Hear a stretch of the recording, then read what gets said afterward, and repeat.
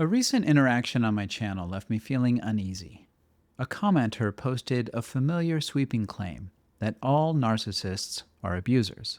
The commenter's logic was that all narcissists engage in behaviors like deflecting, emotional reactivity, and criticizing other people, and all of these behaviors are abusive. The commenter also stated, quite directly, that I protect these abusers. I replied by disagreeing with the characterization, reaffirming that my channel is about education, not protecting abusers. I pointed out what I consider to be errors in the commenter's logic. Doesn't everyone lie sometimes? Aren't we all at times critical of other people? Is everyone, therefore, a, quote, abuser? Context matters. Frequency matters. The function of the behavior, the nature of the relationship, the developmental history of the person, all of it matters. I stated my firm belief that we should judge abuse on a case-by-case basis, and that the language of psychology should be used to clarify and humanize. It should help us understand people, not condemn them. I want to be clear that my response to this person was not personal. I engaged with their ideas, not with them as an individual.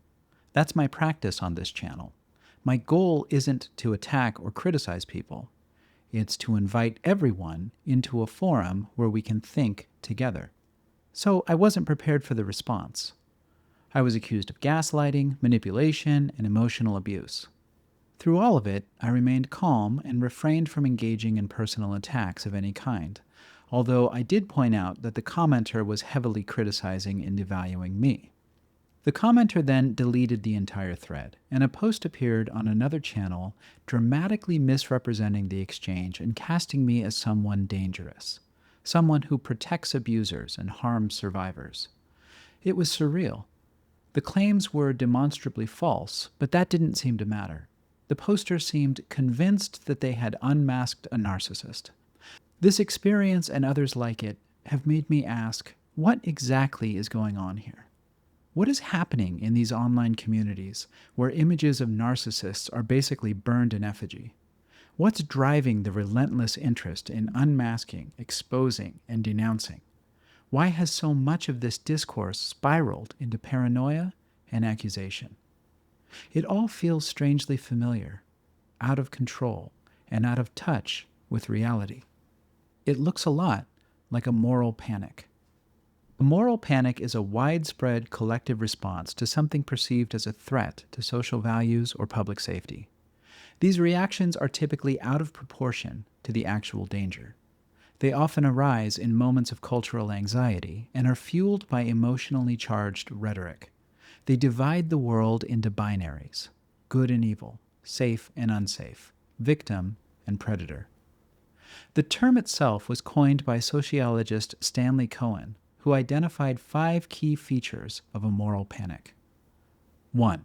A perceived threat to societal norms or values. 2. Media amplification of that threat. 3. Public hostility toward the perceived offenders. 4. A disproportionate response compared to the actual risk. And 5. A sense of consensus that punishes anyone who deviates from the dominant narrative.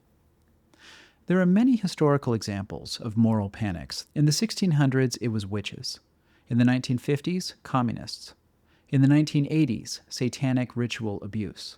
In the 1990s and early 2000s, it was internet predators and HIV stigma. In each case, there was a grain of truth, some real concern or social unease, but it spiraled outward into distortion and persecution.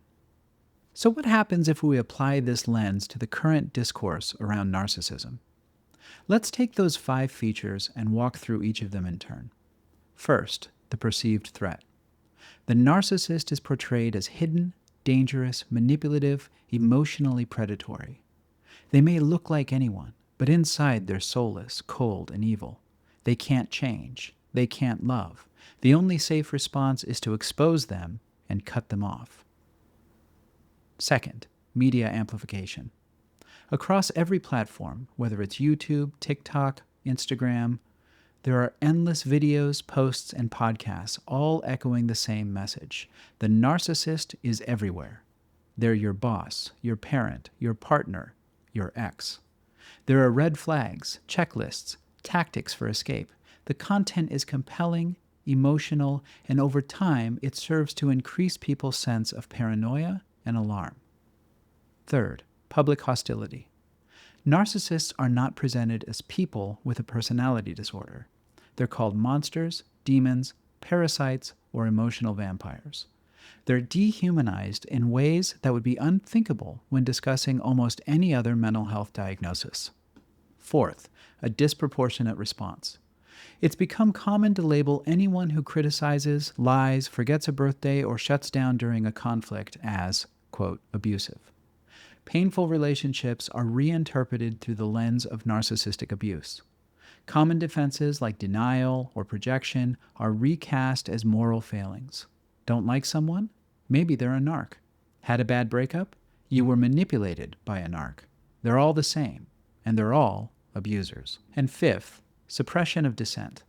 If you challenge this narrative, if you suggest nuance, if you say that not all narcissists are abusers and not all abusers are narcissists, you're accused of protecting abusers. You're dangerous. You're a flying monkey, an enabler, an apologist, or a covert narc who needs to be unmasked.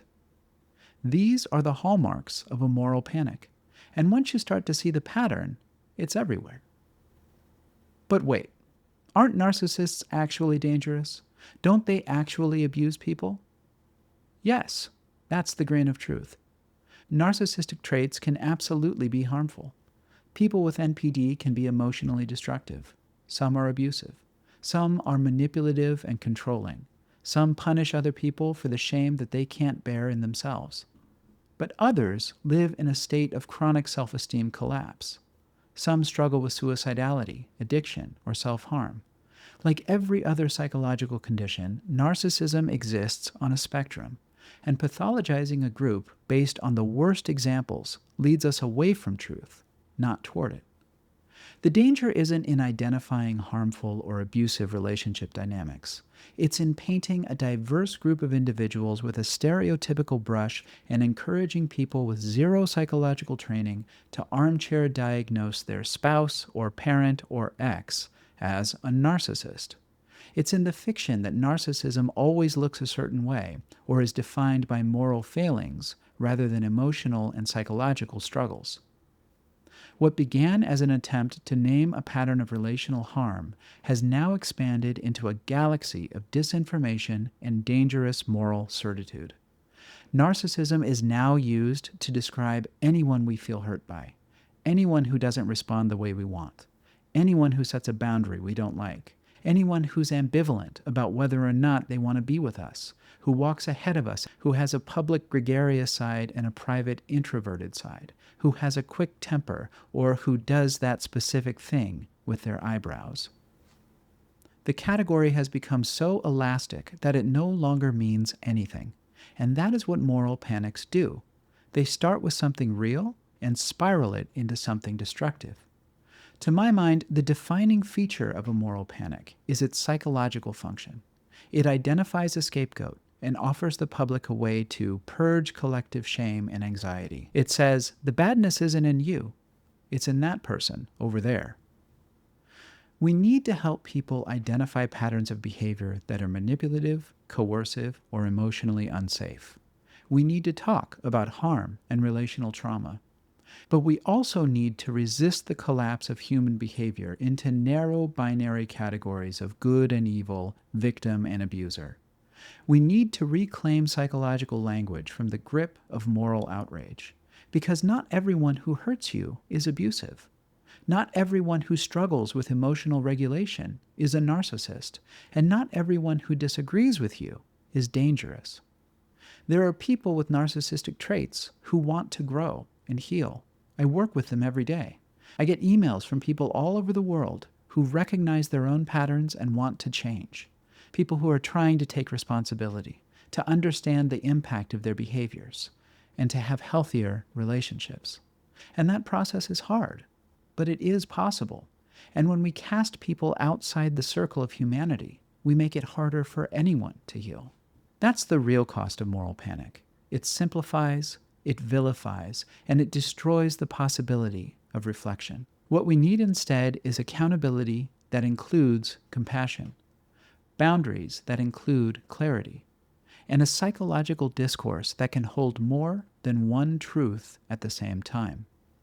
So if you find yourself watching hours and hours of content about narcissists, content that tells you how to hurt them, how to expose them, how to make them suffer, then I invite you to take a step back.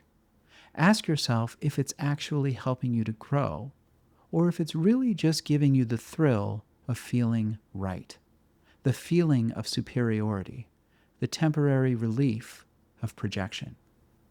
The way forward is through complexity, nuance, and compassion. The world isn't black and white. It's gray. As I said to the commenter, there's a desire to create rigid categories of us and them.